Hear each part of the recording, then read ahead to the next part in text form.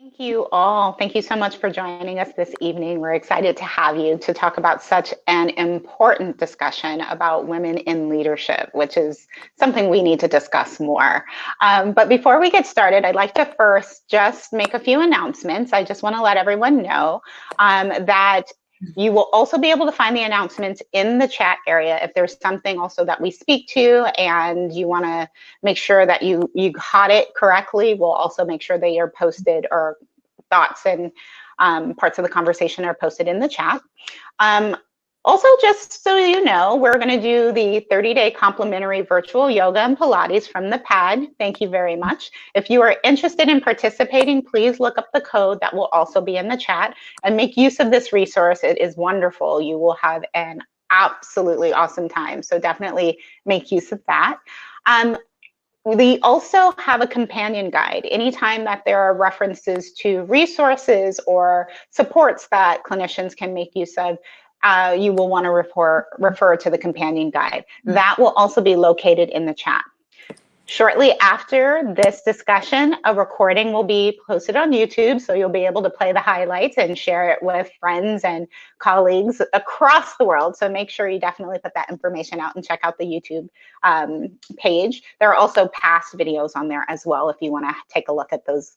And then I would also like to let everyone know at the end of this program, just as with every third Thursday, there will be a complimentary meditation. And this will include meditation and movement. So for some of our hard-hitting topics, it's great to have an opportunity to kind of move about with others who are processing kind of the content of our discussions. Lastly, Emma will be moderating or facilitating that meditation and movement. So definitely stop by and say hello and thank you to Emma. And then without further ado, let's introduce our speakers. So we are joined this evening by three fabulous women who are doing just amazing things in the community. We'll start with Dr. Ellyn Kaschak, and she has been doing some fantastic work with the Feminist Therapy Institute, and she's been a fellow of Division 35, the Psychology of Women, Division 12, Clinical Psychology, and Division 45, Ethnic Minority Issues, and Division, and Division 52, the International Psychology of APA. So let me slow down, I am speaking too fast. She's also been the recipient of the Heritage Award and the Carolyn Woods Sheriff Award of Division 35, an absolute distinguished leader in APA and just in the field of psychology. She's a professor of psychology at San Jose State University and has been since 1974.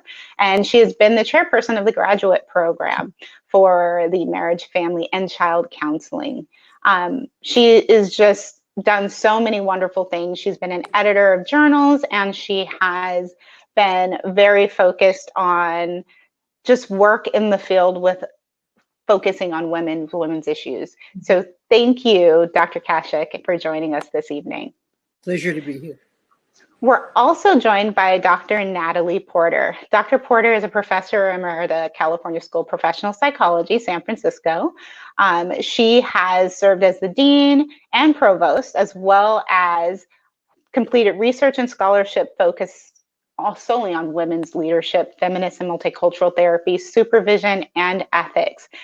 During her career, she's held faculty positions at University of Nebraska and New Mexico Health Sciences Center, where she served as the director of their APA accredited program. Dr. Porter has served as the president of the Society for the Psychology of Women, also Division of APA, number 35, the Clinical Psychology of Women, Section 4 of APA, and Division 12, the International Council of Psychology. So she has been doing a lot of wonderful work, especially in the area of, and has received a Distinguished Elder Award in the area of National Multicultural, I'm sorry, Dr. Porter, I have mispronounced that. She has received a Distinguished Elder Award by the National Multicultural Conference and Summit, and the Sue Zalk Award for Outstanding Contribution to the Division. Thank you so much, Dr. Porter, for joining us. I'm glad to be here. Thank you. And then last but not least, we're joined by Dr. Wendi Williams. She is the Dean of the School of Education at Mills College and the President of the Society for the Psychology of Women, Division 35. Her work has been centered on the development, implementation, and evaluation of school and community-based health and educational interventions that promote the well-being of among youth, their families, and the educational and mental health practitioners who work with them. She also has an extended exploration and reflective intervention to facilitate leadership, development among diverse women, and Black African women specifically. She's published widely on these topics in Women in Therapy, The New Educator, and The Qualitative Report. And apparently is working on a new book, Black Women at Work. Thank you so much, Dr. Williams, for joining us. Glad to be here. Thank you. So, is this not an apropos time to be having this discussion? There's been so many major achievements to occur for women this year and in the last few years. So I'm just curious about your thoughts before we jump into questions about having this discussion in this time period right now.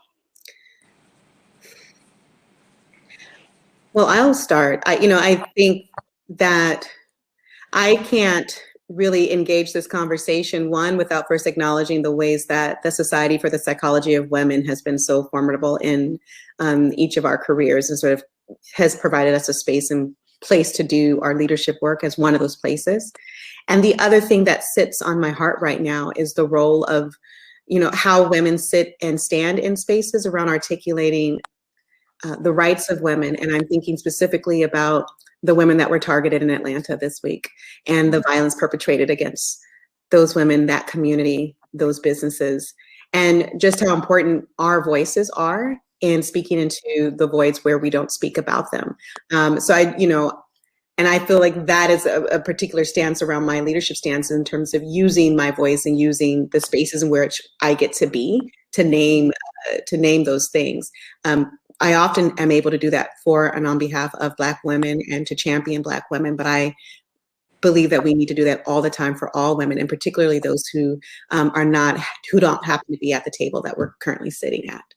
So, thank you for sharing your thoughts. And I start with that question because we are at a point in time where I think that we are seeing more feminist voices come to the forefront, and they're so powerful that they're not being shut out, or we're not moving the camera or focusing on other things. So I appreciate all the work that you guys are doing and being willing to have this discussion now as we have a female vice president, as we have more women in areas of leadership than we've ever seen at any point in history. So I figure we can jump into some questions and I was going to respond to your first one. Go right ahead. I think we're possibly at a very important tipping point culturally right now, and we're seeing more leadership from women. We have a female vice president for the first time. We have all kinds of women have been involved in politics, and yet we're at a point where we could completely regress. So I think it's very complicated. I mean, I really can't call it if it's going to go progressive or regressive right now. We have some really negative forces working against us. And I mean, one of the positive things is which I feel very ambivalent about, is we're supposedly about to get equal rights as women. And, it's just more than annoying that we need to be petitioning for 100 years to get equal rights, and then we're supposed to be happy when they're given to us. Mm-hmm. Right. So I'm looking beyond equality, and in my vision, I'm looking beyond equality and beyond patriarchy. You don't have to give equal rights to people who are not the ones that are born with the rights. Right. Right. I love that statement, and just thinking futuristically about where we can go as a country, but also as a people. And it is kind of ridiculous that we are at a point where we're petitioning to still have equal rights. I mean, we have the 14th Amendment, yet we are not all experiencing, equal rights, due process. We're not experiencing the same experience under the law. So I appreciate your bringing that to the forefront. And I'm wondering, Dr. Porter, is there anything you'd like to add? Well, the thing that comes to my mind about this, and even about our vice president, is that there's been research. There's been research on education, like college presidents, and I think there's also research in the corporate world that once you get a woman in a role, then people say, "Oh, we had one," and you go back to the status quo. And so I think that, as Ellyn is saying, this tipping point is a very important tipping point, because there could be a long drought after it. Right. And I think that, and I know in the conversation we may get into this more, but that there are ways in which we can all expect that Kamala Harris is going to be targeted in many, many ways, and as a woman leader be so criticized for things that men are not criticized for, that will continue. So it is a time where we all have to find our voices to make sure that that doesn't happen. I just want to add to, Kamala Harris is a Black woman and she's an Asian descent woman. And when we think about that backlash, one of the things that stands out for me is the amount of racialized violence against young Black men and boys in particular, and how that spiked when Barack Obama was president. And I cannot let up on this anti-Asian violence, and we're seeing it in our culture.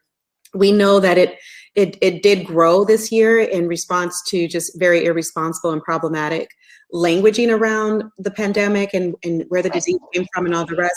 But I also think that it speaks to a real frustration with, and I agree with both Ellyn and Natalie, the backlash that folks will feel around women who have the audacity to imagine that they should be in charge and should be leading.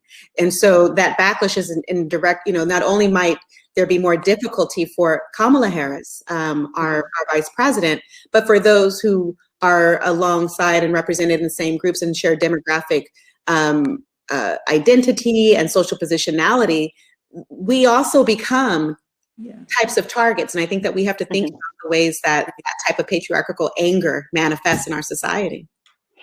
I think that's a great point. And just kind of thinking about how we've seen female leadership spoken of or taken away and are unfortunately in the news. When we think about, let's go back to like coronavirus, the states, the counties, the places that had the best outcome initially, where their case numbers were going low, were all female led. But in California, it started with the tension with them and then quickly moved to the governor and what he's doing. And so I think you're right. There has to be this continued conversation and continued focus on hearing and listening and paying attention to what's happening for women at this time. And I'm curious if we could jump into your experiences as feminist leaders in 2021 and what you can share with us about what it's been like in your individual experience. And let's start with Dr. Porter on this one.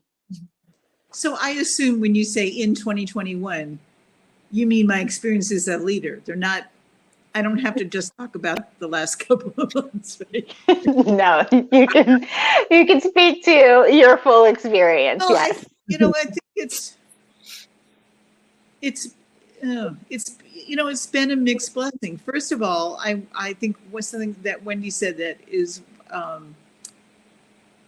very important to me was that so much through feminist psychology, so much of my leadership started in feminist circles and in women's circles, so that what that provided was a platform for being a leader, for learning how to be a leader, and also having the support, the networking, and the mentoring.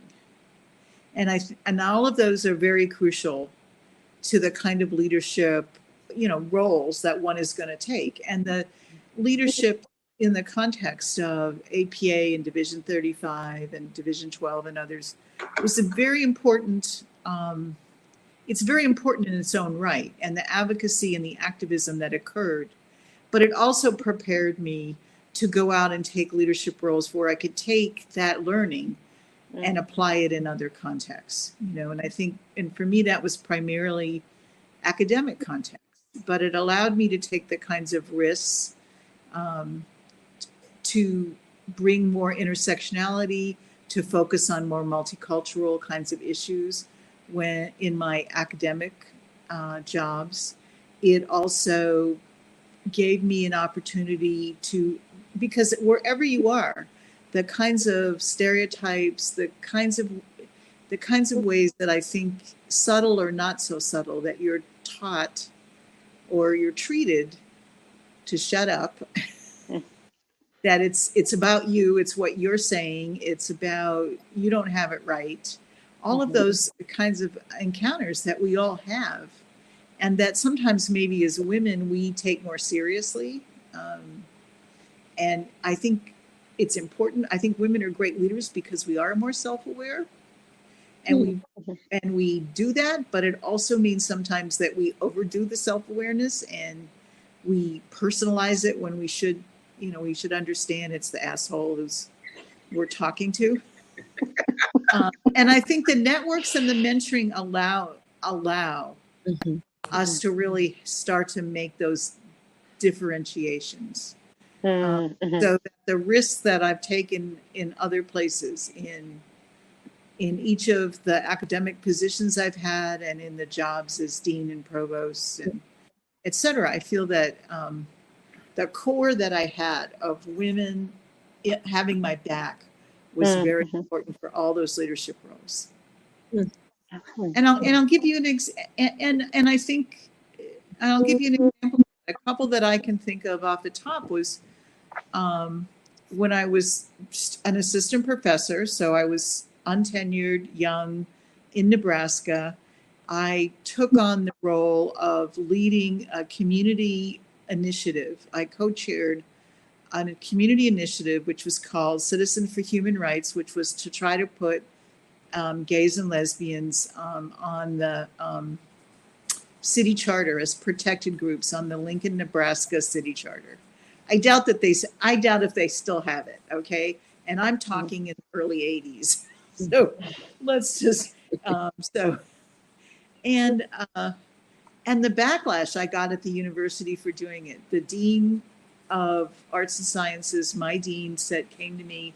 He said, I was going to appoint you as soon as you got tenure, I was going to appoint you to be an assistant dean. And if you continue to do this, that offer is withdrawn. And there was a lot of backlash in the community about this. It was the collective that I had between the Feminist Therapy Institute and Division 35. It was I was grounded. And I could take that kind of risk. And that was early on, but there have been those, and I'll let others talk to theirs. Ones of those risks in my career throughout, where you have to decide what's right, and are you going to try to model that path. But it takes people having your back as you do that. That's such a good point, because you are, in essence, in a very vulnerable position. So if you don't have support, it's very hard to maintain the strength to continue to face such challenges. And I'm wondering if, Dr. Kaschak, if you would like to speak to your experiences in leadership. Of course I would. I would second what Natalie said about how important the feminist organizations were to me, especially when I started out. I started teaching at San Jose State in 1974. And, it was a pioneering time, but we had to invent a lot of it ourselves. There weren't a lot of people to turn to for mentorship. Happily, there was Division 35, and soon after there was the Feminist Therapy Institute and other AWP, right? Thank you. That I could turn to, And I turned to them constantly. Every time I would get to a meeting, it would be, you won't believe what they did to me now. Mhm. I would get a fair hearing and an empathic hearing. And I think that's where I drew the strength to carry on in a program where I was completely isolated. I was the only feminist and probably the only not anti-feminist. And because the other thing I would say about leadership, and I've learned about leadership through the years. I was much more timid in the early days than I am now, and that I owe to my sisters. That I would emphasize not just women in leadership, but feminist leadership. Mm-hmm. And there's a different way that we lead as feminists, in that we're conscious of everybody's rights and everybody's value, and being non-hierarchical, and trying to be transparent, and all those kinds of issues that we've thought about, written about a lot, and that are at the core of our values that Natalie talks about. I was hired to teach in a community psychology program, and they wanted me to teach ethnicity. And I do international work. I've lived in Costa Rica and in the United States, and now I'm half-time in Costa Rica since the 1960s. And so they hired me basically because I spoke Spanish, and they had a grant, and they found somebody that spoke Spanish. So I was the first actually Spanish-speaking. I'm not a Latina, but I was the first. I would say I was married to one. That's how I got to Costa Rica. And I was the first Spanish-speaking therapist in San Jose, if you can imagine it. There were no other Spanish-speaking therapists in San Jose, California. There I was. They called me to do expert witness testimony. They called me to do all kinds of things. The university, the department that I was in, didn't want me to teach gender. They wanted me to teach community psychology, which they felt was about Latinos. And they had an excellent program that had been funded, which is they brought in people from the community, community leaders, and we supposedly gave them the training and sent them back out to the community. So I had a bootleg. I had to learn how to do things without announcing it. I had a bootleg early intersectionality, and we can't do ethnicity without gender, and we can't do gender without ethnicity. So there were about half the class were white kids, and so I had to have them study whiteness in addition to studying racism. And it was a long haul. It was very hard to be a feminist in those days. And just not to take up too much more time, nowadays I'm teaching Zoom classes in Costa Rica. I taught for several years at the University for Peace in Costa Rica, which is a fabulous program run by the United Nations, again, where they bring in young leaders from all over the globe and try to teach skills about gender, about ethnicity, about conflict resolution, and so on, and then send them back to their communities. Now when I teach, I had such a hard time when I started out. My feelings were so hurt so many times if I had had the language to even say that. You know, the language that I had was more political. Now I can say it really hurt my feelings to be criticized so much. And even though I knew it was because of bias, and even though you know all that, it hurts. Now, when I teach classes and I teach these younger kids, they're thrilled about feminism. I can't believe it. They thank me for everything I did. They read my books and they ask me, what did you mean by this sentence? I mean, it was like worth hanging in all these years. That's awesome. I love that they are able to reference your work and have a firsthand opportunity to ask you about the meaning, because there are times where things are lost in translation, and times where translations are essentially changed to fit the narrative of the person speaking. So I love that firsthand experience, and I'm just loving to hear about your experiences, each of you. And Wendi, I'm curious if you can share your experiences as being a feminist leader. Yeah, I can. You know, I actually will reference, well, one of the things I want to say is having folks have your back. So these are two women that I get to say have mine, and I feel really great for that. And using the spaces where you can really go and get your, what do I want to say? It's like you get to regularize and to regularize the types of insults that will come because of the body that your leadership is emanating from.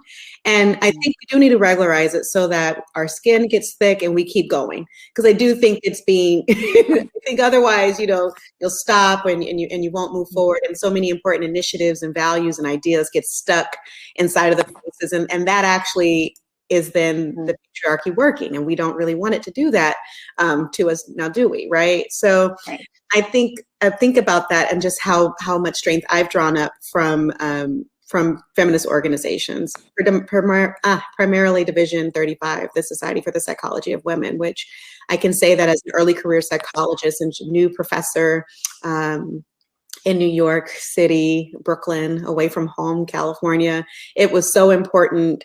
And as a first generation college student of, you know, psychologists, all of this, it was so important for me to have these touch points throughout the year where I would come back for meetings and connect with community around my professional life. Because for me, there was not someone in my family or someone in my immediate social inner circles, at least initially, now there are. But when I was coming up, that could provide me that type of advice and guidance. But leading as a feminist this year, through COVID, I run a school. I run a school of education. I run a children's school in higher ed. In this moment, it has been phenomenal. And I think that every feminist bone in my body, the ones that tell me to honor myself and be an authentic leader, to tell the truth, to express, as Ellyn was speaking to, like, no, this is how I feel. And also use that as a standpoint and directive for knowing that there are other types of feelings. They may be the same as what I'm feeling and or different, but we need to invite the space for others to sort of enter that into the conversation so that we can come up with, generate creative ideas for how we survive this moment, but also how we craft our healing. Incredibly important. And you need courage to do that, particularly in institutions of higher education, which are not always primed for that type of leadership. It looks a certain way, and certain environments will not invite it. And just as Ellyn was saying, you know, in the 60s and the 70s, that, you know, she was the only one. There are still institutions and there are still women and men in organizations that aren't comfortable with being fully human, because I think that that's what feminism and feminist leadership is. It's an opportunity and a permission to be your whole human self. And so I think that for me this year, that has really stood out. And I think about what you said before about, you know, that the feminist leaders or women leaders across the globe were the ones in many ways that had handled this pandemic so well. I do think it's because they took a holistic and comprehensive view. And I don't think it's because they're women that they're doing that. I think it's because they are feminists or have feminist leanings that allow them the capacity to think about the whole human experience. And I think there's someone in the chat who said, like, what could men do? I think men can adopt a fuller range and a view of the human experience in the ways that they lead, because then it would normalize when we do lead from a feminist stance. It would become what is regular. And I think that would also just be best for the society overall. I mean, the holistic view is super important. And to some degree, it's mind-boggling how it's not the go-to to think of the individual or think of the whole person, and rather the parts of a person tend to be splintered off into groups. And when we think that way, we limit so many things. And I'm just kind of wondering, you know, about your experiences at that intersectionality point of, you know, whether it being a person of color or being a person of a different gender identity or a different sexual identity, just looking at those cross points and how that presents itself while also being in leadership. And I'm curious also, Wendi, if you could speak to that. Mm-hmm. I am a better leader when I am my whole entire self and when I accept her unapologetically. It is just the case, you know. So I have worked very hard actually to adopt a presence that is authentic to me, that, you know, I play many roles. I have a lot of hats. I think about the ways in which I need to do that well, and that I access all of myself and all of the creativity and capacity to lead well when I'm my whole self. Whenever, if it's my view that if you enter a space and you cut off a portion of who you are, cut off a portion of your truth, you're not going to do well. Because in these moments, and I'll speak, you know, I'm really in the pit of some of this work as we're thinking about what the pandemic has wreaked on higher ed and on students and on children and on families and in schools. If I were to just not have access to my whole self, I can't imagine that I would be able to access and respond to the whole people, whole communities that really require that we listen well, listen with our whole heart and our whole mind. I don't think there's a way that you can be involved in code switching and things like that and not be over busy doing that and distracted, that you're not focused on what's in front of you. And there's so much in front of us. So when I think about intersectionality, I think, I'm so deeply appreciative of the women of the Combahee River Collective, of Kimberly Crenshaw for giving that language and analysis. But I really am appreciative of the permission and the allowance to integrate all the pieces and to bring all of it above board. What Kimberly Crenshaw speaks to is that it's at the intersections that we miss portions if we try to focus on one thing. And so I just refuse. I call myself a refusal politician because I practice the politics of refusal, of limiting my whole being from being present. And I really wish that for others. And I think in a leadership context, part of the strength of me doing that, of me showing up like that, particularly as a Black woman, is it gives permission to all sorts of folks. We don't have to share the exact same demographic. And it is an opportunity to create leadership context that invites others to do so as well. And therefore they bring their whole self. So when I think about our work context, then folks I think are in a better position to also lead from their positionality well too. I mean, I also imagine how less exhausting it is to just be your whole self instead of having to try and switch on and switch off. I think that is a fantastic point of, just being. I almost feel like Nike, just do it. It should be the motto. And Ellyn, do you have thoughts on, you introduced the idea of the intersecting identities, and I'm wondering if you have thoughts on your experiences as a leader with intersecting identities. You're asking me? Mm-hmm. Okay. As I'm listening to Wendi, I realize that what she's able to do is so much of a privilege or a right, because I remember when I started out, I couldn't have said those words. I would have gotten killed for being public about all the pieces of who I am. I would never have gotten tenure. I would have gotten fired. We had to do a lot of code switching back then. And it's gratifying to hear that you're able to do that we accomplished that. Yes. As women, as feminists, as people of color, as all the groups that have been marginalized in this society. That's been an enormous gain as I listen to what you say you're able to do. One thing that I would say about the marginality, though, is I think it allows us to see more. What I do whenever I start out my work is epistemology. How do we know what we're And that's always my first question, as long as I've been a psychologist. I think I came out of the womb asking that question. My first word, well, how do I know? And being in various marginalized groups allowed me to see things that other people haven't seen. And the last book that I wrote was about how people who have never had access to sight, who were born blind, conceptualize gender and race and racialization and all the things that exist in this society. And it turns out they don't conceptualize it very well without having the gaze, without vision, without learning it when they're really young, so that it becomes an unconscious bias. They have to learn it consciously. I'll say one other thing about some work that I've done. I have something that I call the mattering map. And it resembles in certain ways intersectionality. I've been doing it for a long time. And I do it with clients in therapy and with students, is have them make a map of, and I have about 20 or 21 different aspects of being a human being and being holistic that might matter to them. What's in the center right now?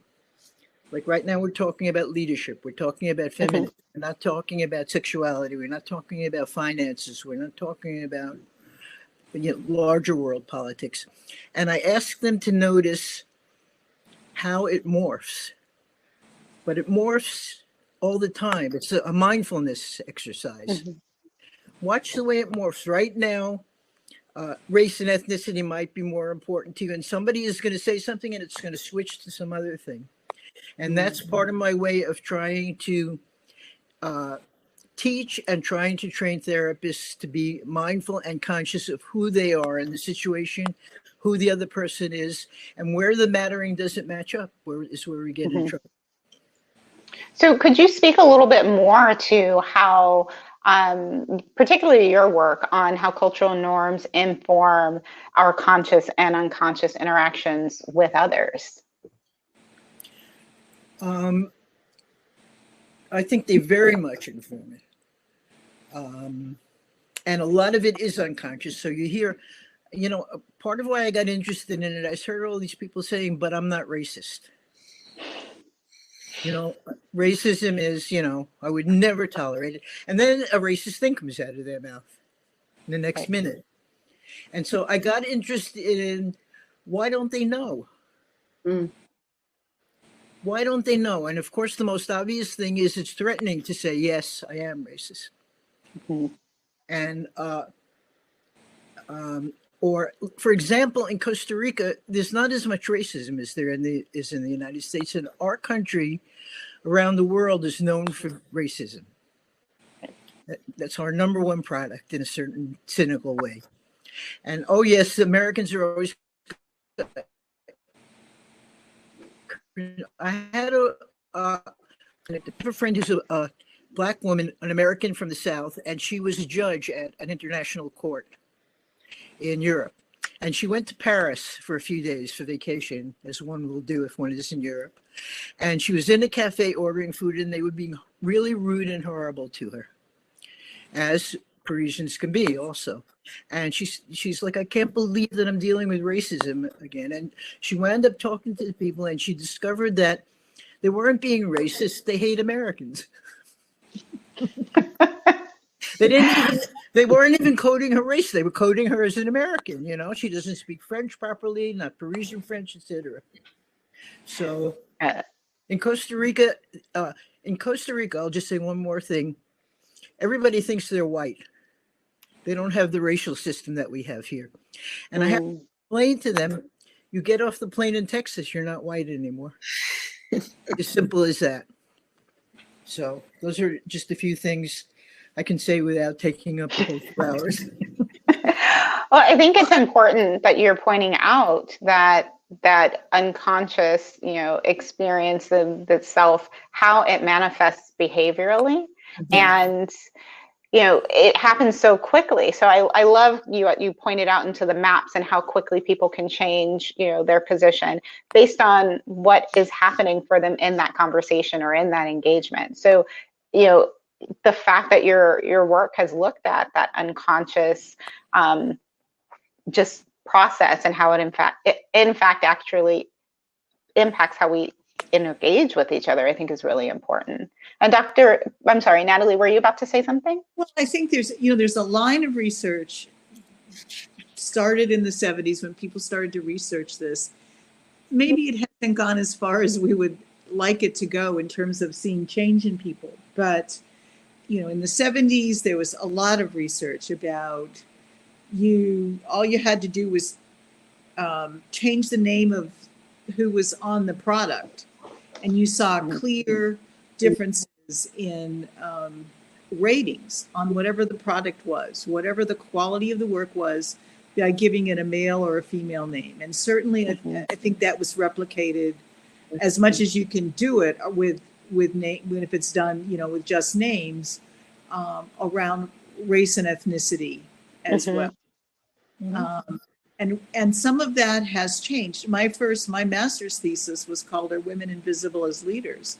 And you looked at, and basically I just took photographs of a woman in a leadership position around a table and the head of the table versus a man at the head of the table, and had groups, rate leadership. And when a woman was at the head of the table, she wasn't rated the leader, even though she was in the position of being the leader of the group, whereas a man was like 99% of the time rated that way. For her, it was the foot of the table and not the head of the table. And then, but you go, okay, so flash forward to the 2000s. I mean, there's still research that is showing it's more subtle. You have to be more subtle in how you look at it, but it's still showing that, you know, the kinds of research where you go into a corporate world and you're asking people how much you feel like you're going to get along with this boss, or how comfortable are you going to be with this boss. And so you look at that research and it says, we're so lucky. We just recruited Mary so-and-so to come and work with us. And she's had this incredible career in all of these different ways. And now she's going to, you know, lead our group. And then you ask people about it and rate them. And it comes out with all the same stereotypes about how she's going to be perceived as a ball buster, whatever you want to say. You know, that's my language for all the negative ways that she's going to be seen by both male and female participants, respondents in this. These days, what's interesting about that is if you add some, like you also say, but she's happily married and she has 2 lovely children. If you add some of the stereotypically female stuff to it, then she's accepted. So the research now is basically suggesting, well, you know, women are still going to get penalized when they're only seen in the domains of leadership and productivity and et cetera. Because they're still not allowed to just be in that domain. But if you add some of the female domain, feminine stereotypic domain, then they are more at least accepted on paper. And that's where we are still now. So so we still have work to do, is essentially what you're saying. And the other thing I just wanted to be something that Wendi said, because it triggered something, and I just sent this to somebody to put on the resources, but about there just was an article that came out in the Harvard Review of Business around women as better leaders during times of crisis. And so Pew Research looked at about 700, almost equal numbers of men and women, and there are 360 evaluations, meaning the kind that you are asking people above them, you're asking people, their colleagues, and you're asking people who report to them to evaluate them. And in reviewing those evaluations, the women were overwhelmingly rated better than men were as being leaders during this year in times of crisis.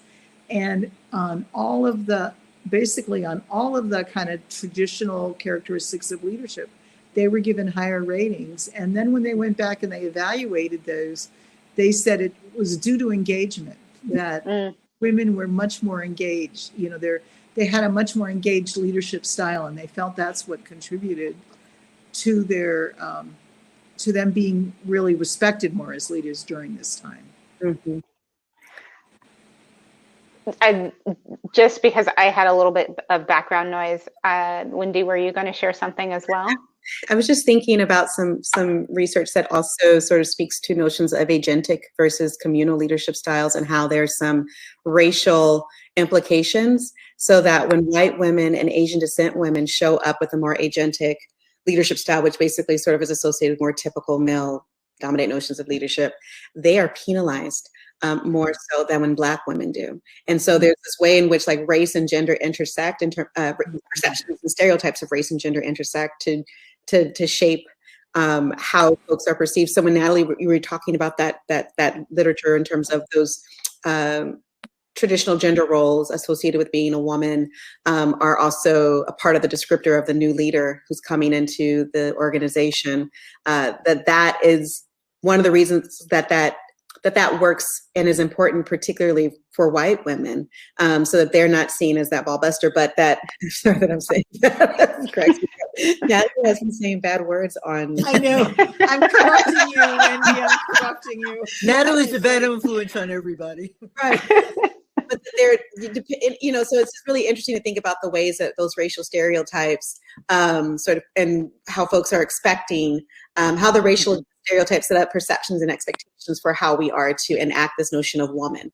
And for Black, the idea is that the notion of woman and being embedded and embraced in that way and having her femininity recognized is a counterpunch within the social construct of the U.S., particularly when you think of enslavement and just the types of work, the lack of protections for women. So Black women's femininity has never really been protected. So then it's not really necessary in the context of work and leadership. So it's for me, it felt like this really weird paradox around, okay, at least it's working for this thing, but at the same time, we also witness the negative effects of that as well.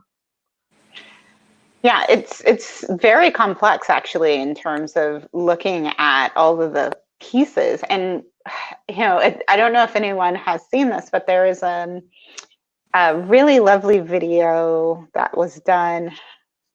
I can't think of her name, but she was on the show, Ally McBeal. And I think this was done for Vogue. And the quote was, "Be a lady." And, she says this, repeatedly, "Be a lady," they said. And so as she's saying this, she's like saying, don't eat too much. You're too thin.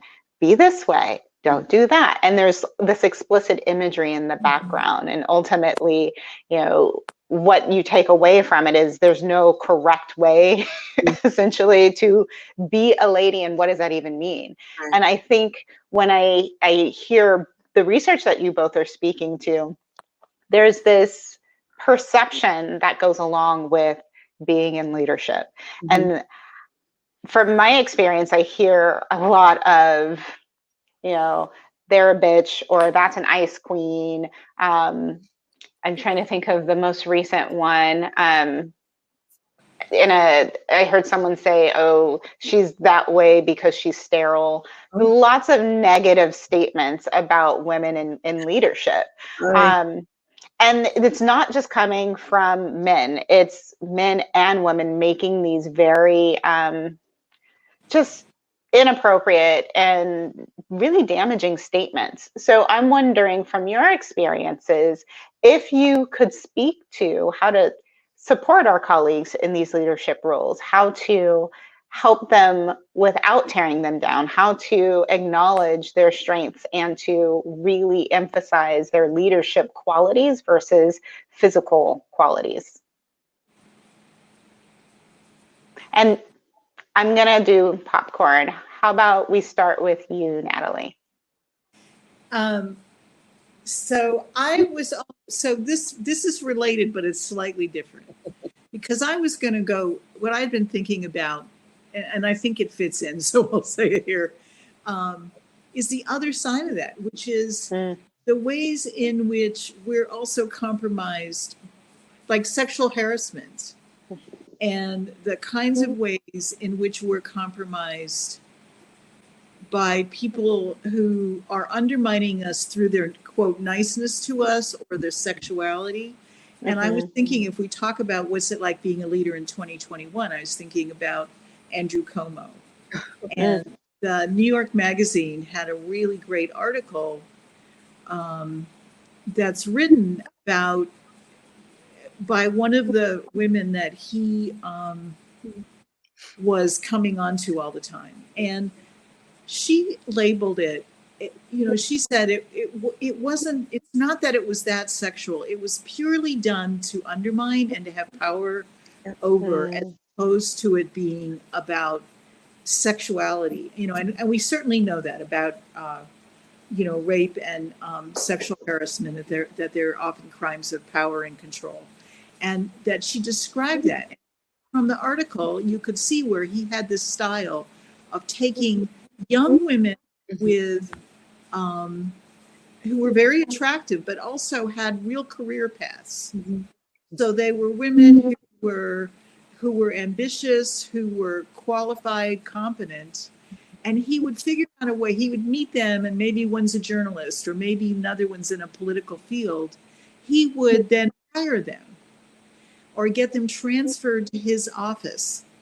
And then he would show himself always with his arm around them, or in some physical way, which was demeaning to them, and was also giving the rest of the office the impression that they were only hired because of their looks. In other words, he completely would undercut their competence. And she talked about how they were also trapped from ever leaving, because if they tried to look for other jobs, if they tried to do something else, then he would put it out that he'd give negative recommendations. He would squash their careers in any other way. So it was a control and power and a form of trapping of these women who were trying to make their own way in the world. And I don't think that's so uncommon. I think that kind of behavior, maybe he is much less subtle, and now he doesn't understand in the Me Too time, he should have reined it back a little bit. But I don't think that kind of looking like you're somebody, you're somebody's mentor or whatever, trying to boost them up, but really be undercutting them and punishing them for taking other steps in their career. Is that unusual? And so for me, that's one where I think we all have to figure out how we support the women that's happening to, because then I think it is a place where part of the backlash is from other women who look and see somebody else who seems to have a favored role, right? And then we're kind of undercutting that woman in that context. And I think he was intentionally, frankly, doing some of that. So that's the one that came to me. I think it's a fantastic example of trying to figure out ways of supporting. And I think in this time where so much is transmitted through social media or through some visual scene in the media, that there are a lot of assumptions that are quickly made, and often those assumptions are negative.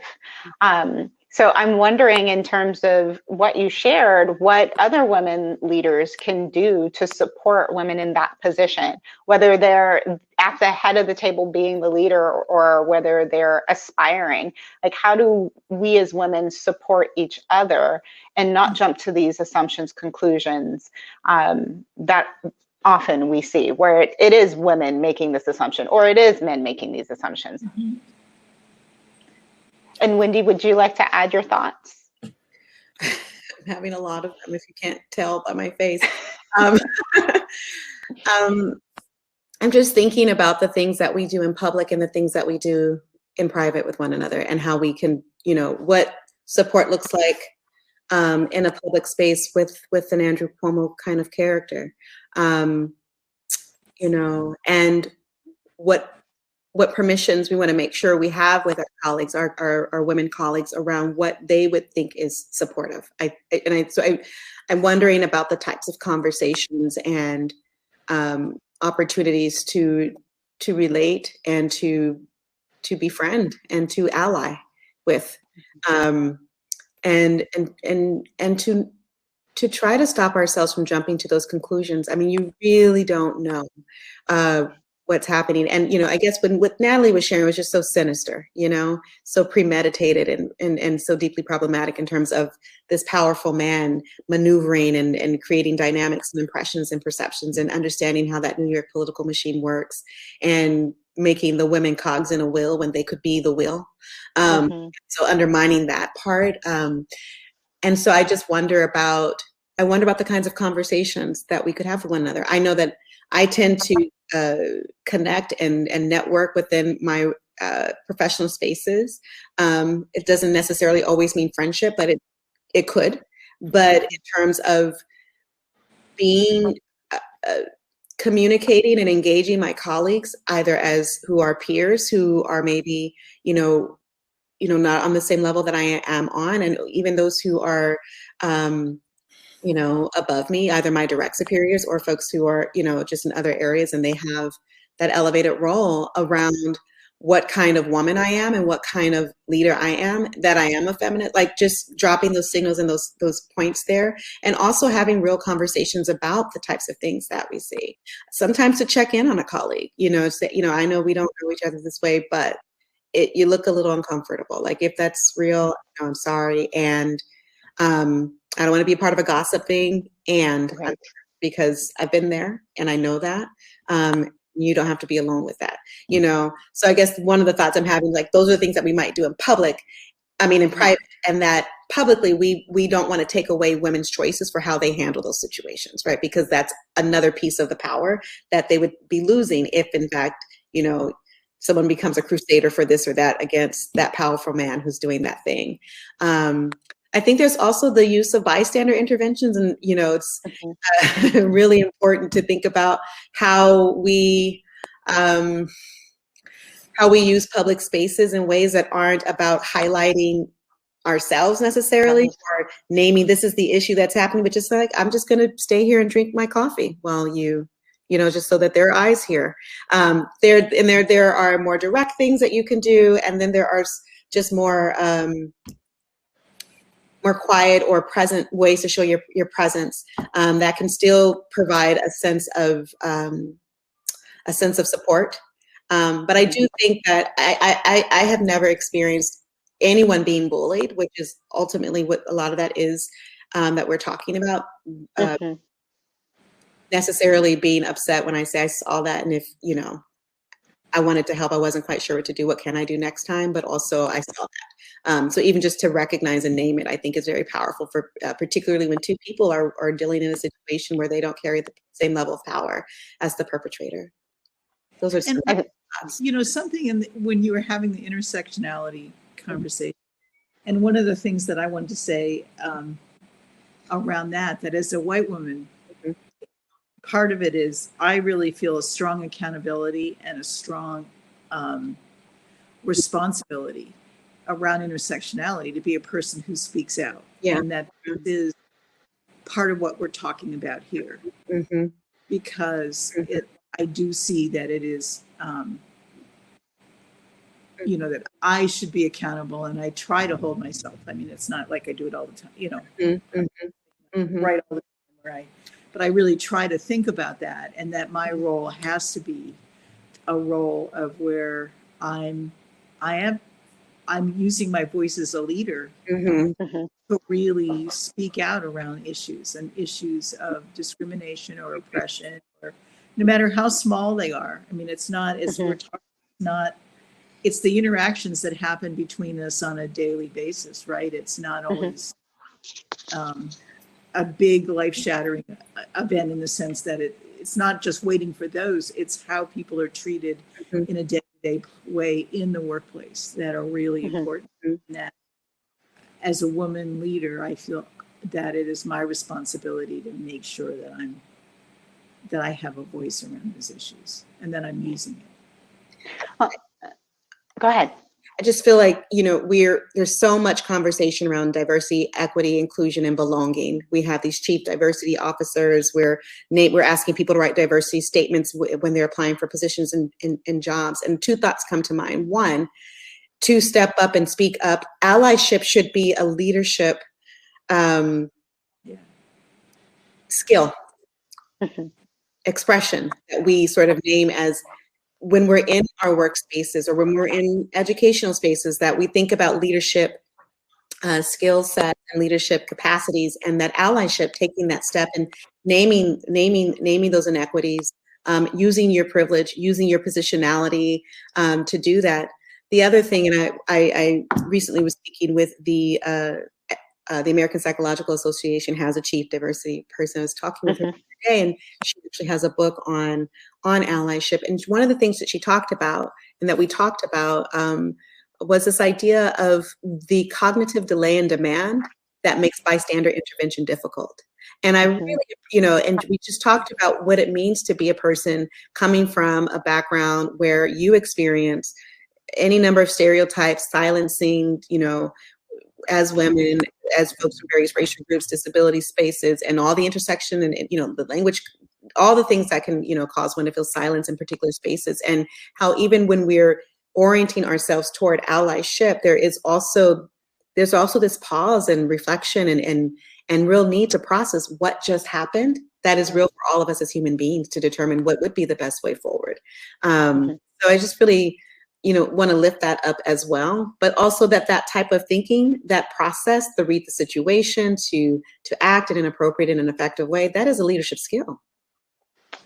Right. Yes. Which I would imagine is not often taught, No. but it's something that must be experienced. And unless you have that mentorship and support that all of you have spoken to in the beginning, it is something that people either stumble into or have to see it modeled before they begin to bring it into their own repertoire of skills. And I think that's just really important. And that wedge of space that you spoke to, that reflection before action, I imagine, but I'm going to look to you three on this, is something that is present with female leaders or women leaders. And I'm curious about your thoughts on what are some of the challenges that women as leaders face, and what might be some of the benefits that we see as with women in leadership roles. So Ellyn, could you start us off this time? Sure. I have a few comments that I wanted to make about Sure. that ties to this, but about the last issue as well. And Sure. I think that I agree that it's a leadership skill to be able to do that. And I think that leadership skill strengthens, for me, freedom is just another word for nothing left to lose. Nobody has to give me tenure. Nobody has to publish my books. Nobody's got to say nothing to me. So I'm in a position as a long distance runner where I can do that for people that are more vulnerable. And I think that's one issue that I think of. The other variable that I think of is it takes numbers to be able to stand up to power. Does it say a first-year assistant professor, forget about her getting tenure? The senior person has to do it. And another thing about feminist leadership is that masculine leadership has sexuality intersecting with power. And we've all had enough experiences with dissertation chairs and different people coming on to us expecting that unconsciously that it was agreed upon. It's almost unconscious, and it's cultural. Of course they have the right to come on to you. They're a man and they're in power. And some of it is, again, about making the unconscious biases conscious. I see a tremendous change in generations. And I think that's part of what you're getting with Andrew Cuomo, is that in his generation, that's what a man with power did. He doesn't know that he's not in his generation anymore. Oh, now women got some power. Women are speaking up. And you see men doing it all the time in public. I hate to criticize Barack Obama because he's one of the good ones. But if you notice him when he's in public, he shakes hands with men and he kisses the women. Like 100% of the time, it drives me crazy. And I don't think he means any power trip by it. He means to be sort of gallant about it, how he's treated. And I think it's very interesting because that's part of what feminist leadership has to demonstrate, that we don't do that. And women don't have, for obvious reasons that we're on the wrong end of the power, we don't have power that confused with sexuality. There's some women that will use that to get ahead, but basically we feel disempowered by the sexuality. And so that needs to be brought to the fore. And I think it's different in different cultures, because actually in Costa Rica, I don't see powerful men doing that as much. And I think, I'm trying to think about why. I think they're not interested in having sexual relationships with powerful women. To tell you the truth, it's not because they're such good men. They've got a 16-year-old on the side, you know? Well, I'm curious about that thought in terms of, how sexuality and power have been so intertwined. And we have also talked about, unconscious engagement and being taught that from a patriarchal stance and seeing that over and over, that this is what we're supposed to be doing. I wonder if that becomes a challenge. And, you know, just kind of going back, would that be a challenge for a woman in a leadership role if they're, you know, expected to adapt this quality? And I think what you were speaking to is that maybe this is phasing out, but is that a challenge, or could that be a benefit? Or should there be some flexibility in having that presentation of sexuality and power and not? So I'm kind of curious about your thoughts on that. No, sexuality and power should never go together, in my opinion. Maybe somebody will change my mind, but I don't see any benefit to the woman. And that's what I'm interested in, is looking at this through a feminist lens. Mm-hmm. No, I appreciate that.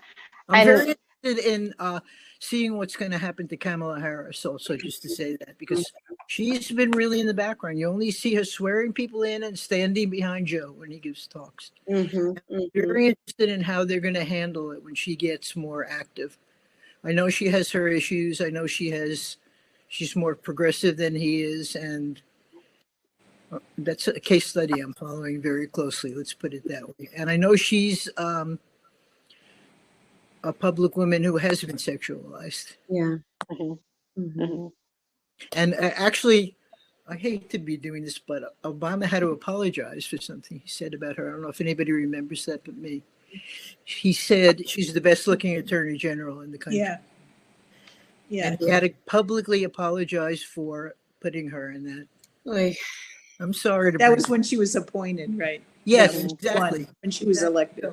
She has a lot of the intersectional qualities. It's going to be very interesting to see in 2021 how she handles it, how Uncle Joe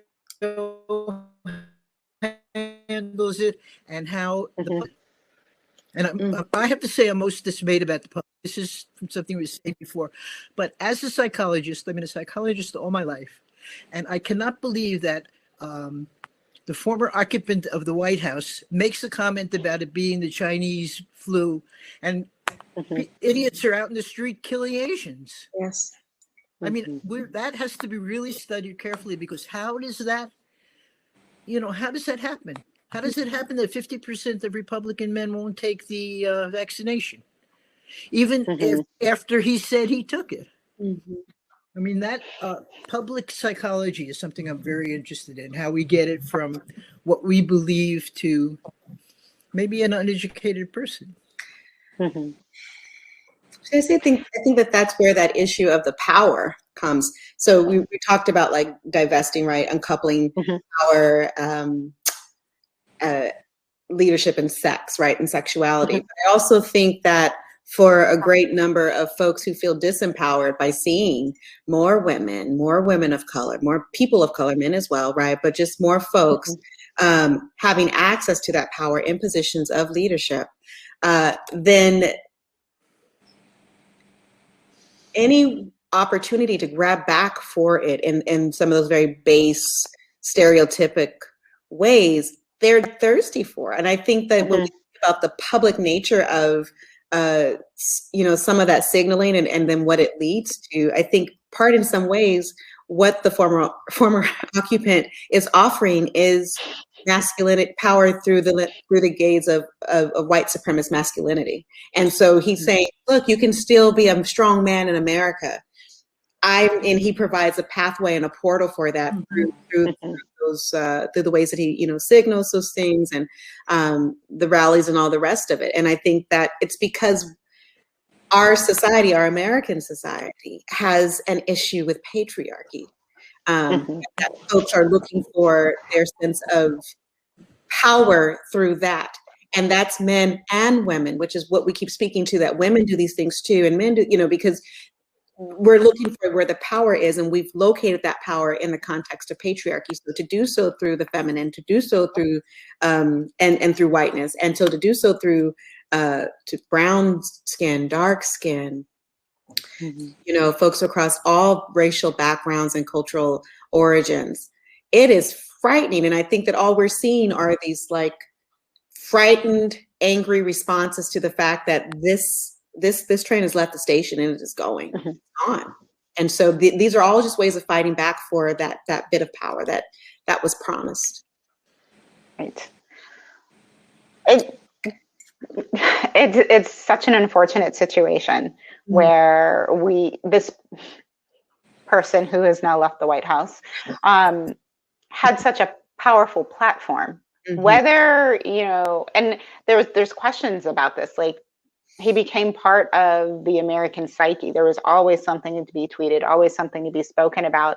And that constant presentation, I think, whether it was orchestrated or whether it was by chance, it resulted in hearing more about him than anyone else or anything else that was happening within our country. And even outside of the White House, I still see articles coming up like him urging people to get the vaccine now. But, lots of changes, but he's still a focal point. And one of the things that I'm thinking about in relation to that is the fact that we've had a lot of recent changes in our experience of women in leadership recently. So we've had Ruth Bader Ginsburg, who's passed away. We also have the replacement with, Amy Coney Barrett. We've also had Kamala Harris just, being sworn in. So there are these changes. And I'm also thinking about how quickly they were discussed and how quickly they then disappeared and what those stories were replaced with. And I'm also wondering if you could shed light on topics that came up for them around their leadership and around them being female leaders, like the complexities that they had to face. And, for Kamala Harris, she was attacked for being assertive and for saying, I'm speaking, when she was during the debate with Mike Pence. Ellyn, you said you're very interested in her as a case study to see how she's going to present herself. But I'm also curious for each of you to speak to the complexities that befall her that might actually impact her leadership in that role. Natalie, I'm sorry, go ahead. Please, Natalie, go. No, go ahead. Go ahead, Wendi. No. Very chatty. But one of the things that I noticed that I paid attention to last fall when we were speeding through Amy Coney Barrett's confirmation was what I experienced as a pretty muted Kamala Harris. And anyone who knows Black women, white women politics knows that she was really teetering a line and that her respectability and her electability is intricately tied up into whether or not she's seen as whether or not she would have been seen as an aggressor with Amy Coney Barrett. She wasn't easy on her per se, but Kamala Harris, we have watched her. I mean, I think she's phenomenal in terms of her prosecutorial skill, and she did not bring it. And I think that it would have been, I don't imagine had she not been at the top of the ticket with Joe Biden, that she would have been as easy a questioner of Amy Coney Barrett, whose presentation was just rife with so many contradictions. And that's something. So when I think of her role there as a leadership role, right? She's playing an active role in confirming our next lifetime appointment to the Supreme Court. And it did to me feel like one of those moments where she kind of hedged. And I think that it's a type of hedge that folks, make when they're in those situations and they know that they'll be perceived in a type of way that won't, necessarily bear out well for them, particularly given her goals for the VP. And ultimately, we know that she wants to be president because she ran for president. So she definitely didn't want to get caught in a particular video or have a clip that could be used in a number of different types of ads to scare both white men and women. That was not going to work out well. So. Yeah, and I found that I was actually rooting for her to not do it. I was, because you do understand what the pitfalls are. And nope, you have to, now that you're in this role, you have to have a different, you have to be more the smiler, the softer smiler, and less of the prosecutor. And I was really worried as she was running that would she be able to shed it? And she wouldn't have been. The compromise, or you could say she had to compromise herself in one way, but I know that I was worried about it because I wanted her to win, and and you understand what the political pitfalls. I have to say that one of the things I've understood about feminist leadership over the years is that one of the main functions of being a radical feminist is it makes the more moderate ones look normal to people. Yeah. And Right. And I have to say that I think Stacey Abrams is making Kamala Harris's job easier. And I think she's fabulous. Yes, she And is. she doesn't take it nothing from nobody, Right. This is who I am, this is what I'm doing. And I think that we have to look at the bigger picture in that way. Yeah. And what I was also thinking about is if you looked at some of the other Senate confirmations, like look at the women of color, like Deb Haaland really got a lot of flack. Here she is, the first Native American to ever be nominated to be on the cabinet. And she, hers was very, very difficult relative to many of the other. And sure, it's because the oil and gas guys, want all the national parkland to be turned over to oil and gas. But she really took it. And then the other one who I'm blocking on her name, who actually withdrew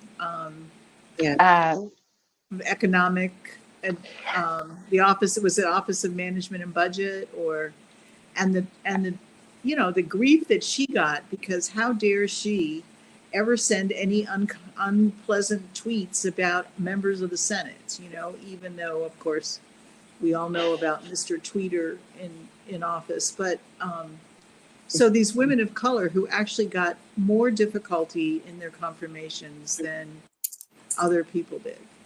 It was Neera Tanden, but yes, exactly. Thank you, Neera Tanden, So I find it interesting, and I am glad that you spoke to. Noticing... Oh, go right ahead. Okay, it sounds like confusing there. I was going to say that I find it interesting since I pay attention to unconscious bias so much, and I pay attention to it a lot by trying to be mindful of my own reactions. It's starting to feel normal to see women of color in positions of power. In the beginning, it was very shocking. Again, I'm a long distance runner. I worked on Shirley Chisholm's campaign all the way back in the day. And I know all the flack that she took. But now Stacey Abrams seems normal to me. And seeing Black women and not compromising the power that they have. And not I think everybody in a certain way right now has to be the un-Hillary. I'm still in grief for what happened to Hillary, and I think it happened to Hillary because her primary identification was as a feminist. There wasn't enough intersectionality going on. But I think one thing that's happening in this election in these last couple of years is it's becoming normal to see women of color and men of color on TV shows, getting awards, reporting the news, getting elected to offices. And I think that's one really direct and unconscious route that's going to bring about a lot of change and is bringing it about. Well, I'm glad that you speak to that, and really also the point around the introduction and the unconscious bias, the unconscious challenges that occur. Natalie, you mentioned something. You said that you found yourself rooting for Kamala not to take that hard prosecutorial stance during the I can't think of the word now, but with Amy Coney Bryant. And so that piece that you spoke to, I'm wondering about, going forward, we are seeing these changes. We are starting to see more women and more women of color in positions of power. But then as observers, there are moments where we are thinking like, okay, you can't say that, or don't do that. You have to kind of be this way. And I'm wondering what impact that might have for us as observers, and also for the women in leadership, if we're asking them to hold a position. Right. Yeah, it's a tightrope. I mean, it really, and I think about the story that,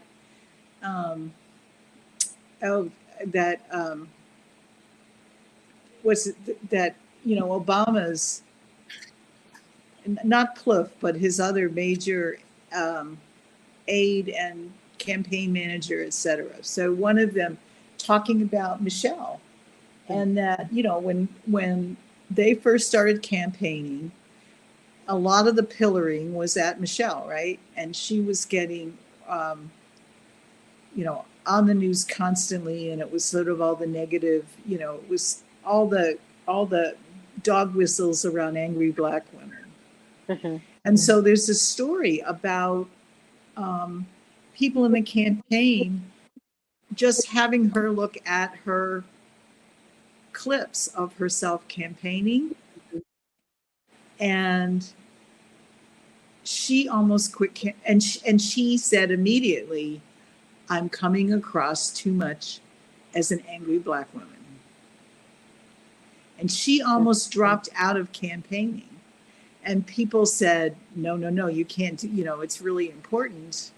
And so she changed how she started to campaign. I mean, and she actually modified her style a lot in that context. And so she talks about that. And so, and it's frustrating because it's both. It's like still, in a sense, being controlled by the perspective of others. And I think for a certain amount, my pragmatism is, okay, get in the office and then do whatever the hell you want to do. But you have to, but yeah, it's hard. And it is this tightrope, and it is about this appeasement that shouldn't have to happen. And I was afraid about what Wendi was saying. I think it was Wendi earlier about, the clips, the sound clips that would have come out about Kamala in a certain way that would have been played over and over and over and over, and thinking, and part of it, I want to say it a little differently, because part of it I felt was that I knew that if she came across in a certain way, and knowing the research, that was going to be seen as a negative. The other was that I think leadership at the level of being president and vice president is I think your style has to be a different style. Yeah. It's more of influence. It's influencing in a different way. And that part of the moving into that level of power is not so much at least in front of the camera.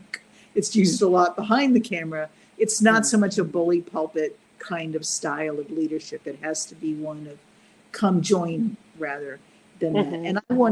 And I was hoping she could also make that change and make that transition, because I think it will be important. And I guess I want to say, because I'm thinking about that not as her as vice president, I'm thinking about it as her as president, like her presidency, and what is she going to have to do, and how do you come across them in a way that that feels inclusive, as opposed to, and maybe she wouldn't have to do it so much if she weren't a woman, but the reality is she does. And I think politics is a performance in a lot of ways.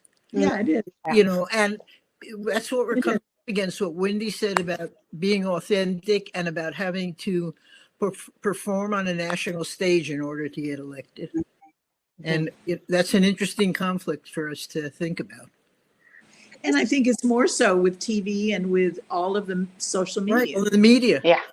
If you think about, if you look back and think about all the people who've been president of the United States, like 90% of them wouldn't have gotten elected based on the current kind of, you can be, when you were just campaigning, one little whistle stop at a time, and people weren't seeing everything about you on the media all the time.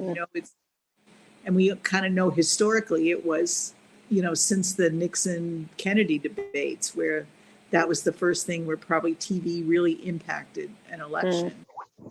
And subsequently, and I think you look at who are the people who also haven't gotten elected really, and even though they got more votes, they didn't get elected. A lot of times they're the more introverted people, right? I think that Gore to a certain extent falls into that. Hillary Clinton falls into, there's something about being able to, like the first thing has to be this charisma. Yeah. Yeah. Well, go ahead, Wendi. It looks like you had a thought. Yeah, I guess I'm just thinking about this idea of that level of power, the national office, the president, right? And the power that's there, and what we're talking about in terms of how one orients themselves to that power, to be more in a receptive space, like come join, I want to hear and listen to you. But part of that is to say that I'm sitting comfortably and that I have really taken up the full sheen of this power, like I'm sitting in it and I feel good and solid in it. And I do wonder about women. I wonder about, women of diverse backgrounds. I'm wondering about folks, I'm wondering about men of color. I'm wondering about folks coming in from different, gender expressions and orientations and perspectives, disability status, and just like how we present. And when we move away from that quote unquote normative sort of presentation of who's the leader, do we actually feel like we are authentically taking up that sheen? So when Ellyn says, Black women are starting to look more, or that there's a regularization of the seeing Black women in power. That really is important when you think about and how those Black women will begin to orient themselves in that space of power, right? Moving from the perspective of I'm fighting to prove that I should be here to I am here. How can I help you? Those are very different positionalities, and when you when I think about the presidency of the United States, it is the CEO of our company, basically. It's a forward-facing, outward-facing individual who's representing the United States, our governmental power and structure. And so you have to see yourself. You have to fully embody and take that up. And if you've been constantly fighting to be seen, then how do you take up the position of, I am always seen, you see me, and I see you, what you need me to see you? That's a very, it's really changing perspective. It's just, it's a shift in perspective that the individual must go through. And I wonder about that, just the personal psychology of the individual who is the leader in that role. So as we're talking about Kamala Harris and, perhaps not going full throttle on Amy Coney Barrett, might part of that be the coaching that she is getting to take up the sheen? Or is it truly her sort of backing down and I think like those are the types of conversations and ways that we might need to think about leadership, particularly with folks who are going to be new into those areas and new into articulating a leadership path when they may be the first, or maybe the first in that role and the first of many to come. And so I wonder about that. I do. I think it's a great point. Go ahead, Ellyn. I'm sorry, I keep doing that. Stepping on your lines. No worries, go right ahead. I just wanted to say, I think this is one of the places I want to emphasize how important history is, how important it is to not think that Kamala Harris has to do everything. Look at where we've come from. And look at where we've gotten to. And we have to factor that into our feminist calculations about where we go next. And I find it very problematic with Americans, the idea of history. When Natalie mentioned Kennedy and Nixon. If I were to say Kennedy and Nixon in a classroom, I would get a lot of blank stares. Who are Kennedy and Nixon? And if I pursue it, they say, well, they were around before I was born. What do you expect me to know about that?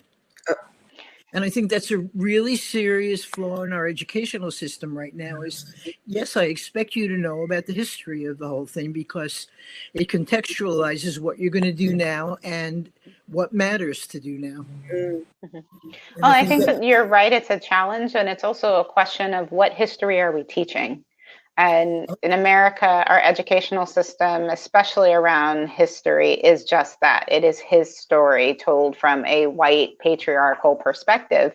And I don't know if that is how that changes. I know that there are a lot of people doing work in education to begin making those shifts. And we've seen a lot of authors who are writing, books about like the history my teacher never told me, that helps to illuminate the falsehoods that have been taught from generation to generation. And I'm just thinking about women feminist leadership in the 21st century and what that would look like. And I'm wondering if you could speak to that. Just from your perspective, what would feminist advocacy look like in 2021 from both American and a global perspective? Yeah. Well, I just, I think this fits in that one of the things I was thinking about with the conversation about Stacey Abrams and my talking about that research about women in crisis and engagement of, because if you look at what she has been able to pull off in this amazing leadership feat that she did in terms of Georgia, it was about engagement, because it was about, all this money's pouring into that state. They probably had more money on both sides of that election than in the history of any election.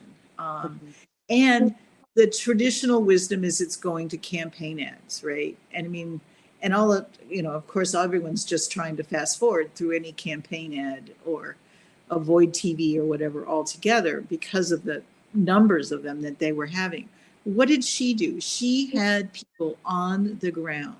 She showed that the old kind of campaigning, which is you are knocking on doors, you are getting people to the polls, you are really engaged with people, and you are exciting people about being part of a movement.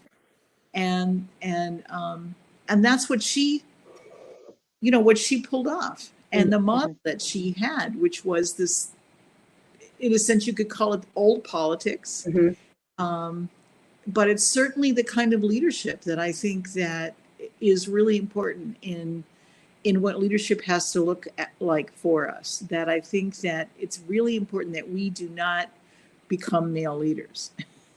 It's important that we engage the skills and the competencies that we need to engage that are traditionally more agentic competencies, but that we hold on to the relational competencies that we have, and the competencies around engagement, and the competencies around our own self-reflection and our own soul searching, which is also part of kind of the feminist mantra about leadership, that we continue to hold on to those, because I think that's what makes a difference, that we're being collaborative, we're really being engaging, we're taking our values and we're trying to live our values authentically to the full extent that we can. And we're trying to find a voice for those values, but we're trying to model with our values. We're trying to support others with our values. And through that, we're creating a different kind of contract with people so that their engagement comes as a result of that contract in a way, and they're part of that contract. And that's what I think at least my aspiration for leadership at this point. Yeah, I agree. And I'm thinking back to the comment I made earlier when I was just talking about being really showing up authentically as yourself, and Ellyn said, and that's a privilege, and it is a privilege, and it also is hard won, and it's also a part of a longer arc of work that's been done in order for me and other women to be able to do that and lead then in ways that make it that are the where we are able to enact those values and act those perspectives. Again, yes, you can do the budget and how to figure out where things need to go, and we can strategize and cultivate partnerships and raise money. And we are holding a space for deep relational care and containment of who we are as humans in the space of the work that we're doing, and collaboratively pull one another in, through, and forward. And I think those are, though that last piece are things that were initially thought of as oh, nice if you do, and great when he does it, he's wonderful. When she does it, she's mother. And now seeing it no, this is how you actually need to do this if this community, this group, this institution, organization is going to move forward. You actually have to hold the group to move them forward. And so I think like when we talk about like what is feminist leadership for 2021, I think it's leadership for the 21st century. I just think that that's what leadership is. If we are honest, it's just good leading. We just need to do that. It sounds so simple. I just wanted to say something that supports what Wendi is saying is when I started teaching therapy at San Jose State, I couldn't even mention the word feminist. So I was just teaching therapy. Now, I have about 30 years of therapists who are feminist therapists, and they don't know it. They think it's just good therapy. And right, it is just good therapy. Good. And it's good leadership. That's right. That's right. So how do we continue to increase those numbers and continue to push feminist therapy into the mainstream and into the future? What are thoughts and ideas that you each share on how to continue to promote and diversify our leaders? Well, I'll say one thing. I've had the privilege of going back to my undergraduate institute at State University of New York and starting an Institute for Social Justice for Women and Girls. And they're thrilled to be building something like this, and they wouldn't have been some time ago. So it's again, this is the moment in the arc to be able to do that. I see also in education, things are changing. The statues of men on horses are coming down. And statues of Ruth Ginsburg or Shirley Chisholm or people like that are going up. So I think we're already in it. It's not a question of starting it. If anything, it's a question of how do we keep it going? And maybe, once things start culturally, we don't have to work so hard to keep them going as we do to get them started. And Lord knows it's taken some of us, how long have we been doing this, Ellyn? 40 years. 50 years to get to this trying point. to get those statues down. And when I hear Wendi talk about authentic leadership, it's thrilling to me that we're at the point where she can be doing that after all the years. Right, Natalie? Well, and I think about, we thought the Me Too movement was going to come in because we had it in the 70s. It just didn't involve as many powerful people. We were foolish in that we were targeting, women becoming police officers and women becoming welders, and it took having celebrities. It reaches a critical level where it feels like you can't turn back. Right. That inflection, I feel like we're there. We didn't think it would take 50 years to get there, but it did. But it's there. And only 100 years for equal rights. So there you go. But I do think the inflection point matters because now the ERA conversation feels we're annoyed with it because we've had the 50 years and then the 100. But I just think the inflection point matters, that you get to the point where then you pivot and you just can't really go back down that way. And so we're really in another direction. And I think that's beautiful. I feel grateful for the work that's been done to make it possible. Well, I'm glad that you definitely all speak to, feeling that we're going to continue to make progress, because I think to some degree there's apprehension about thinking about progress. I think in terms of conversations, we had Barack Obama, first Black president, and then followed by Donald Trump, who seemed like a huge regression, and just wanting to ensure that we don't go in that path where we have women leaders, feminist leaders in positions of power, and then the backlash being the staunch male perspective. And I'm wondering, how do we keep these conversations going? How do we make this platform and other platforms a space for feminist ideologies to continue to be shared, so that we don't run the risk of having a repeat, of regression? Because these conversations have been coming up year after year, for way too long. We need to definitely ensure that we are on a steady progressive track. So. Well, hopefully what we have learned, I don't know, is we can't take it for granted that we all have to stay absolutely engaged. You know, if you look at when Hillary was running and people, you know, she did have the popular vote by quite a bit. So people were, I mean, there was a level of critique or ennui or snore or whatever you want to say, because people really didn't understand what the stakes were. Right. I mean, no one quite believed that Trump could be elected, and nobody, I think, really understood the stakes if he was elected. Really. Right.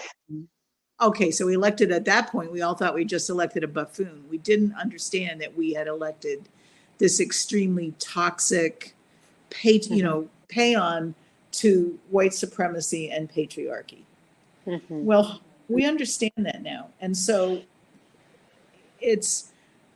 we all have to be like Stacey Abrams. I mean, it is about democracy, is about engagement. We've gotten very far away from that. And I hope if we want to keep it, we have to remember it's ours and we have to do what it takes. And when you have, what is it? Almost 74 million people voting for somebody I considered a white supremacist, patriarchal symbol. I mean, that to me is frightening enough to keep me very active for quite a while. I think that's what I think it has to do with all of us. We have to stay energized around this. Yeah, I personally think that I'm still one of the ones that think Hillary won that election, and that the Russians and all the nefarious behavior that was going on, so it tipped it over. At the same time, I don't think that the arc doesn't just curve toward progress. The arc twists and turns and goes back on itself, and that's what we have to be aware of. That arc is a much more complicated arc than what we picture. I completely agree with you, Ellyn. I feel like we are going to have backlash. And what I will also say is that we should actually, so maybe it's morbid, I don't know, but I think that the backlash that we've been seeing as strong and powerful as it's been is because when you are going into battle, you bring an artillery that is what you think is necessary to win. And that's because those folks who are bringing that energy, that are bringing that fight, are seeing how powerful this is as well, right? How powerful toward a more diverse, multilingual, multi perspectives, standpoints. We don't even all agree. I've been really drawn up and appreciative of Alicia Garza's work. She just recently published a book, The Power, and the ways that she talks about pulling together a multicultural, multidimensional coalition of folks who can agree on one issue that they will fight for. And they can disagree on so many other things around the table, but they can agree on one issue or two issues that are going to be of large impact. I think those are the ways for us to think about what those futures look like and the ways that we can counter some of the just, very derelict, vile, and problematic attempts to have a stronghold on our democracy, on our health, on our wellness, on our lives. I think that's the way. But more than anything, I see the fight as representative of how strong we are. And I'm aware that we're probably getting a little closer to the end. So I want to shift a little bit to the other side, because we're talking about the risks and the tough parts. And in terms of the audience, and I just want to say that I think also when we find our voices and we take some of the risks that we take, that we're respected for it, that all of us have experience and we're in the positions that we're in, and we're in the positions of power that we've had in our jobs because we have been willing to take them. And it's not, I think it's like a little bit of a little different cognitive perspective, which is I certainly don't lead or think about when I've taken risks coming.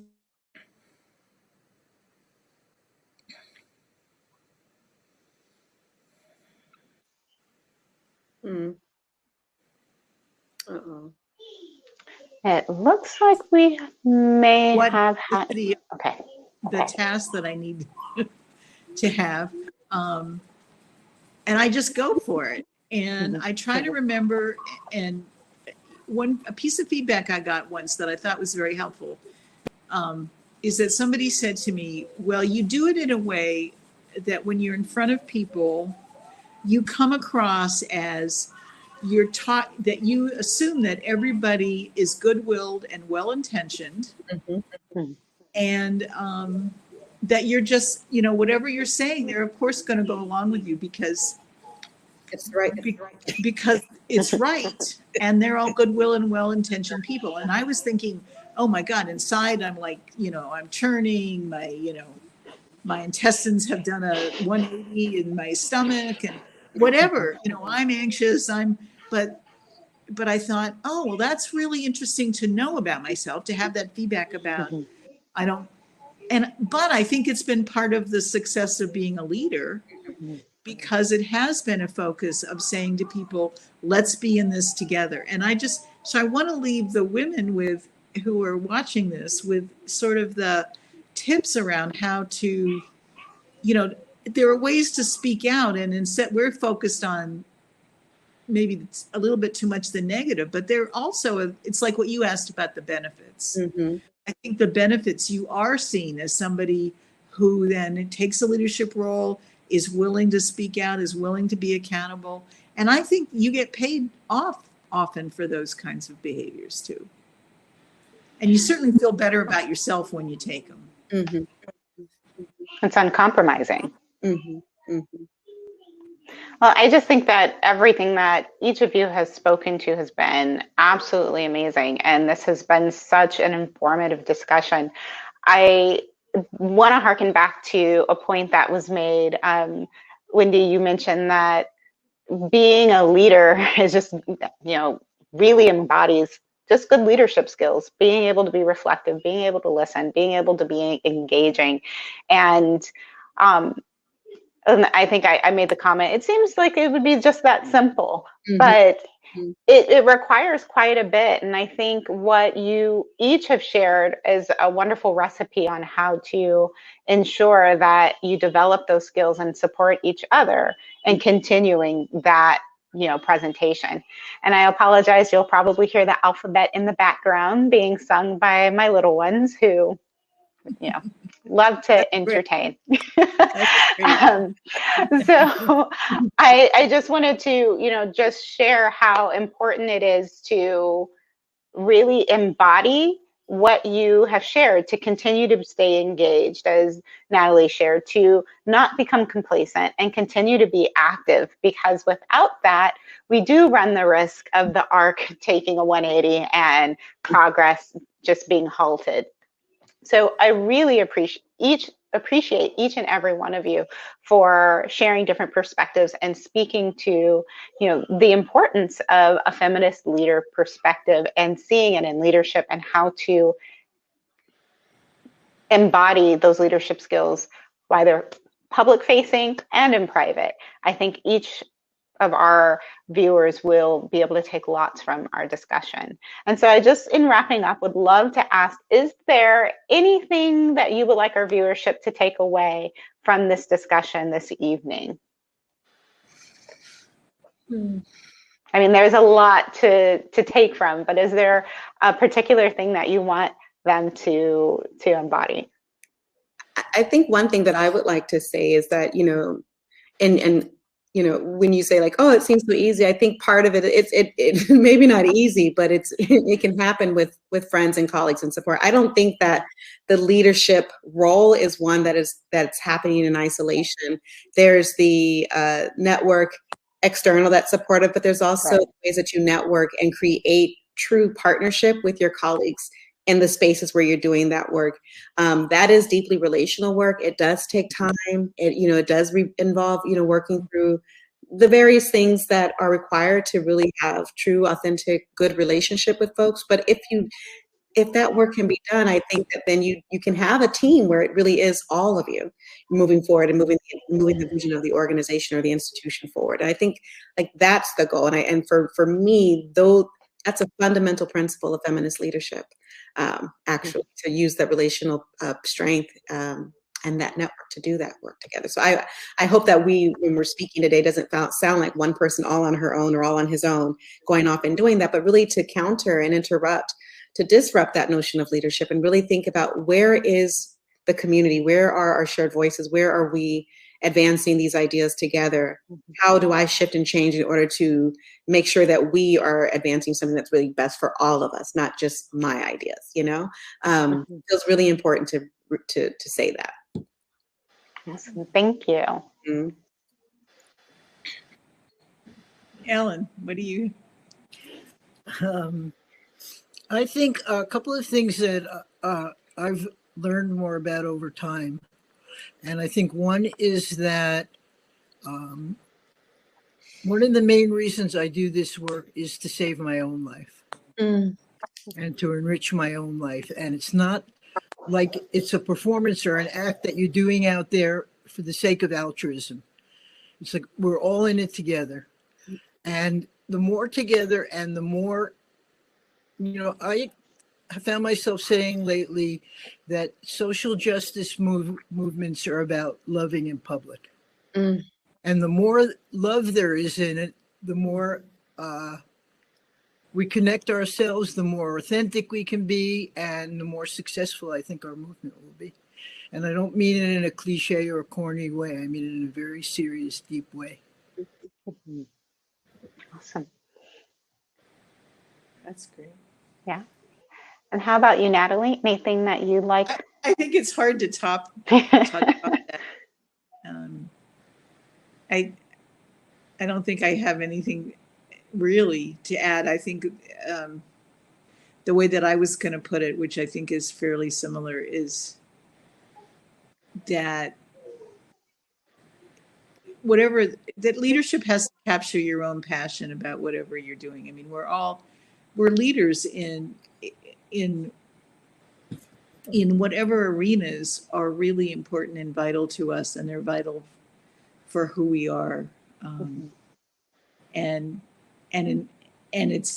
whether that's I think for all of us, it's been around social justice issues, and it's also been about the love of our fields, you know, education and psychology. And so we're truly committed and involved, and because we love what we're doing. And then it is about I think that kind of service leadership that we're in some ways talking about. And I love the ending of, and it's the work we're doing is about love. I think that ties everything together so nicely. I'm sorry, Ellyn. You and I are just determined to talk at the same time. It's all about a big mattering map that we all live on, and doing what matters to what deeply matters and authentically matters to us and to other people. I won't interrupt you again. No problem. I think that is a lovely tie-in, and that the importance of the work that you all are doing is highlighted. It is about love. It is about doing what's in the best interest for the greater good, not just our self-interest. And we've seen history replay that theme time and time again. And it's definitely time to do something different. But, you know, with change comes opposition, because people aren't always comfortable with doing something different. So I do think that what we're seeing is fantastic. We're seeing that this steam engine has gained the momentum to keep going, and we have to put the energy into it for it to maintain its strength and its vitality. And so I really appreciate all the work that you are doing and what you're bringing to us here at TogetherWell. And, you know, I definitely encourage our viewership to continue to follow what you're doing and to continue to advocate for our feminist ideology and to introduce it in their circles, whether it is in a classroom setting, a therapeutic setting, a setting for community mental health, or even in different workplaces. It's time, right? And it doesn't mean that you have to be a woman to do this. You can take this ideology and think about and reflect, as was pointed out by each of our presenters, that you can look at these these practices and incorporate them into your leadership style currently. And it's about a collective being present and being mindful of everyone, not simply just, one person or one demographic, but focusing on everyone. So I really appreciate all of you sharing. We have our experts coming together to speak to such a profound topic that needs more attention, and we will definitely give it that attention. So thank you all again for joining us. It's been a wonderful conversation. Thank you. Yes, it Well, has. thanks. And the three of us can talk forever. So we always enjoy sharing our ideas with each other. So that's still lovely to do. And thank you for being such a wonderful moderator and facilitator. And Absolutely. And thank for the comments that have been coming through on the chat too. Mm-hmm. Yeah, Such a rich. it looks to be able to have a dialogue with all the people in the audience around this as well. Yes, it looks like we'll definitely have to come back and circle around on this topic again in the future, and we'd love to have you back. Okay. All right, well, I'm going to wrap things up. Thank you, everyone. Have a wonderful evening. To our guests who have, again, I want to thank our guests for joining us and for all of their insights and their thoughts and their perspectives. And we do hope that you were able to learn more about how you can bring this ideology to your work and to share so that we're continuing to forge ahead. Want to do a quick wrap up and just let everyone know thank you for attending and sitting with us through some tech issues, but we made it through. Just a reminder, there is a resource guide that is available. It'll be posted in the chat and on the website, on TogetherWell's website. We'll also have this event posted on YouTube shortly after.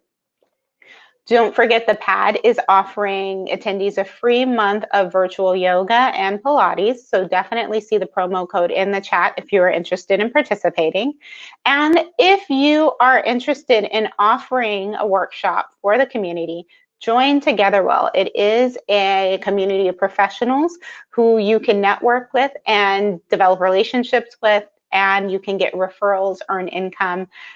Definitely check it out. Go to www.togetherwell.org. Again, that's www.togetherwell.org. And updates, our next event for Third Thursday will be on working with conservative parents, clinicians and educators who are working with youth who are transgender. So definitely see the RSVP that is posted in the chat if you're interested in participating in this event. As with always, our events are very informative and stimulate conversation, so we'd love to have you join us. And then lastly, guests who are interested in staying on, you can join the meditation, which will be available shortly after my closing, and there will be networking available until 8 p.m. Pacific Standard Time. So if you are looking to enhance or build your community, definitely stick around and get to know some of your colleagues who are attending this event this evening. This time, there will be a live meditation hosted by Emma. Please definitely join and welcome Emma and enjoy the live meditation this evening. Thank you, Emma, for guiding the meditation. I'm certain it will be fabulous. Thank you so much. Have a wonderful evening. Good evening, everyone. It is so great to be with you guys this evening. Thank you so much to our speakers and our moderators. That was absolutely a fantastic Third Thursday. So tonight I wanted to take you all through a guided meditation and some slight movement. This will all be done seated. But before I get started, I did want to introduce myself. So my name is Emma. I am a TogetherWell volunteer, and I'm also a certified yoga instructor. All right, so to get started, we'll go ahead. I'll scooch back a little bit so you guys get some more visibility. First, I want us to move any extra flesh from under our sit bones to really start to connect your sit bones to the bottom of your chair, and just start to settle in.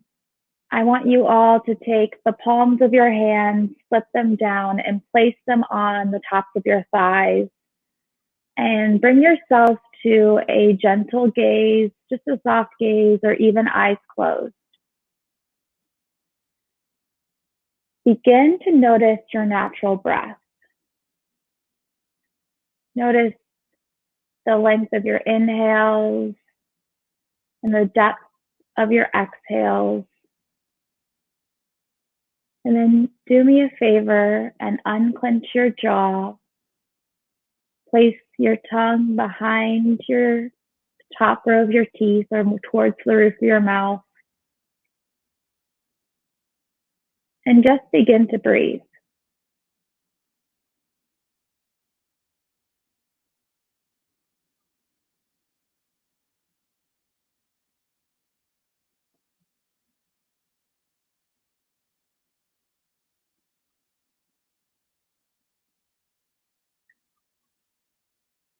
Tonight, there was wonderful discussion around raising our voices and allyship and standing in what we believe in. And tonight, as we move through this meditation and through our movement, our focus is going to be on opening our hearts and opening our throats to prepare ourselves to be open to grace and speak our truth. I would like to all invite you, as you're continuing to breathe within your natural breath, to think of a intention, whether it's a word, a phrase, maybe it's a song lyric, something that can ground you as we're moving through our brief practice.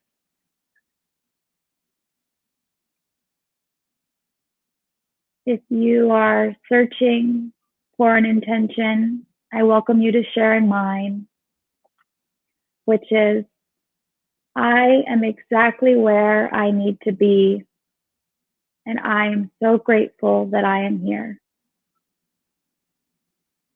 On your next inhale, bring your left hand and your right hand over your heart and add some gentle pressure to your chest. Continuing to breathe in and out.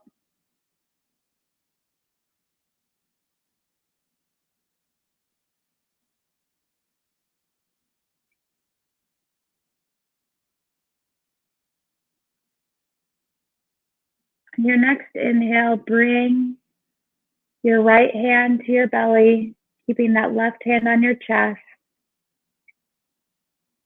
And we'll begin to engage into a 3-part breath.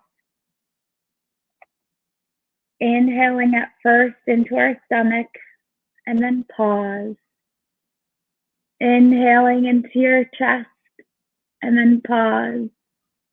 Inhaling into your collarbones, and then pause. And exhale, collarbones, rib cage, abdomen. We'll do that 2 more times. So inhale to your abdomen and pause. Inhale to your rib cage and pause. Inhale to your collarbones and pause. And then exhale and reverse, collarbone, rib cage, abdomen. One more time at your own pace, and then we'll meet back in your natural breath.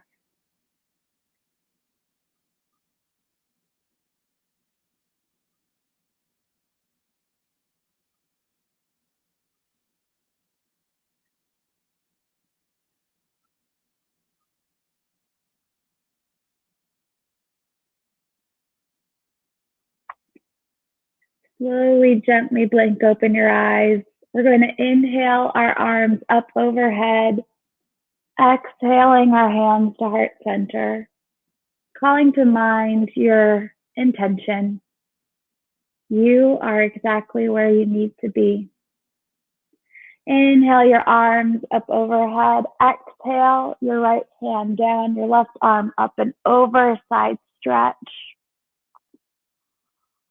Breathe into that left side opening. Gaze towards the ceiling. Inhale, arms up overhead. Exhale, other side. Feeling that side body stretch on the right side. Beautiful. Inhale, arms overhead.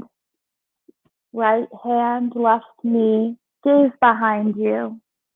Inhale to lengthen. Exhale to twist. Inhale to lengthen. Exhale to twist. Inhale to lengthen. Exhale to twist. Inhale, arms up overhead. Exhale, other side, left hand, right knee. Gaze over your back shoulder. Inhale to lengthen.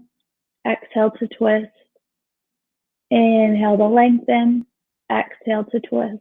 One more time. Inhale to lengthen. Exhale to twist. Inhale your arms up overhead. We'll go ahead and bring our palms down to the tops of our thighs, and we'll begin to engage in a seated cat-cow. Inhale your chest forward, shoulders down and back, connecting your shoulder blades for cow. Exhaling, rounding your shoulders, arching your back for cat. Inhaling forward, opening that chest up for cow. Exhaling forward for cat. Go ahead and take this at your own pace. Feel free to add any extra movements.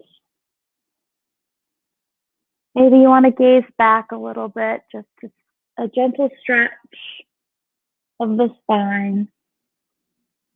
Making sure your movements aren't fast, keeping it very slow. Wherever you are, we'll go ahead and do two more. So inhale cow and exhale cat.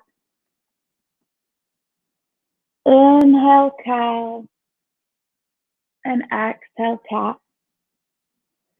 Coming back to that neutral spine. We're going to inhale our shoulders up to our ears and exhale, roll them back down. Two more times. Inhale those shoulders up to our ears. Exhale, roll them back down. Final movement. Inhale the shoulders up to the ears. Exhale, roll them back down. Go ahead and open up your arms to either side. Long wingspan, and bend your elbows to create like a goalpost. And gently open your chest and stretch your head ever so slightly back. Just opening your heart and your chest and that throat to receive and to give. And then gently coming forward, closing your arms together like a book. Inhale, opening up the arms back to goalpost, stretching back, gently dropping your neck ever so slightly back. Inhaling forward, closing the book, rounding those shoulders. Beautiful. One more time. We're taking this very slowly. Inhaling, our arms open to goalpost, ever so gently dropping our necks back, open to give and to receive. And exhale, coming back, closing those arms like a book, neutral spine. Hands come to the tops of your thighs, facing down to ground. Inhaling and exhaling. On your next inhale, gently drop your left ear to your left shoulder, and bringing your left arm up, gently place it onto your right ear. No pushing, no pulling, just gently adding that pressure, stretching your right side, lengthening your neck, feeling that pull against your shoulder. Eyes can be closed or gaze forward. Slowly and with care, come out of this stretch. Bring your left arm down, and we'll go ahead and slowly bring your right ear to your right shoulder. Bringing that right arm up and over, gently pressing on that left ear.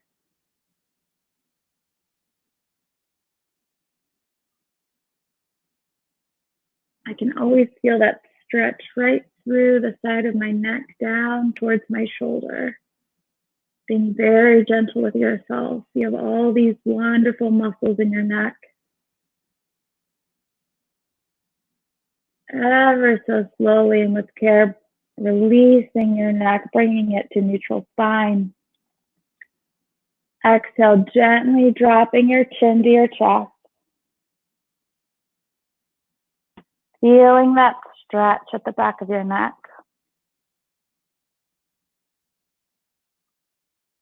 Gently rolling your left ear to your left shoulder.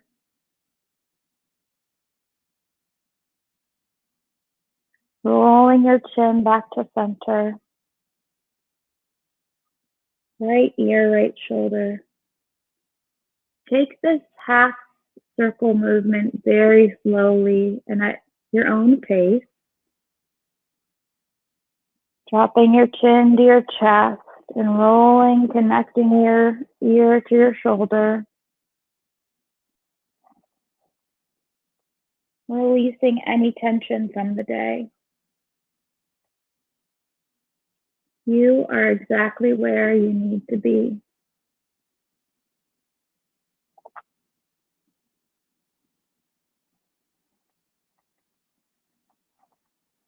Bringing your chin to your chest, slowly raising your head. We'll go ahead and inhale our arms up overhead and exhale, bring your hands to the back of your chair as best as possible. So you're opening your chest and slowly dropping your head back, a modified camel pose. Now we're truly opening up our throats and our chest, thinking about all the work that our heart and our vocal cords do for us.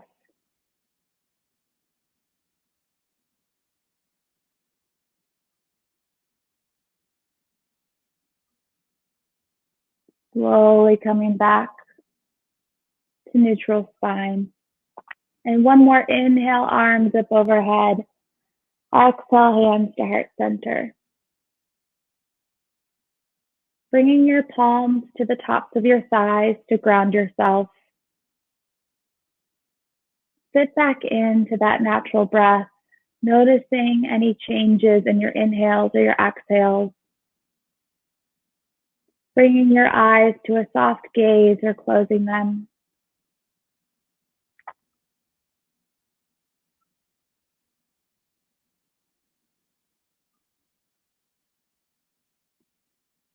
As you're breathing, we're going to complete a body scan, checking into our body, seeing how each and every part of us is doing.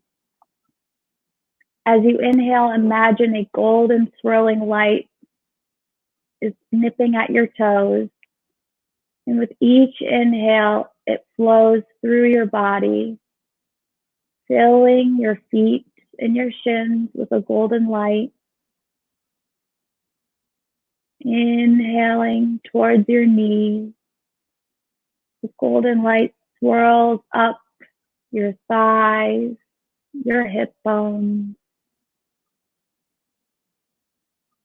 The golden light makes its way through your abdomen, licking at your rib cage, encasing your heart. Runs through your arms and fills your fingertips with strength and power. Rises through your chest, through your throat, all the way to the tip of your head.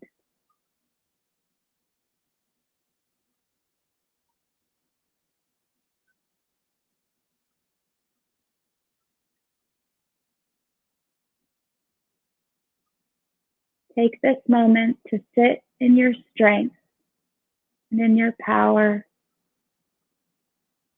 reminding yourself of your intention.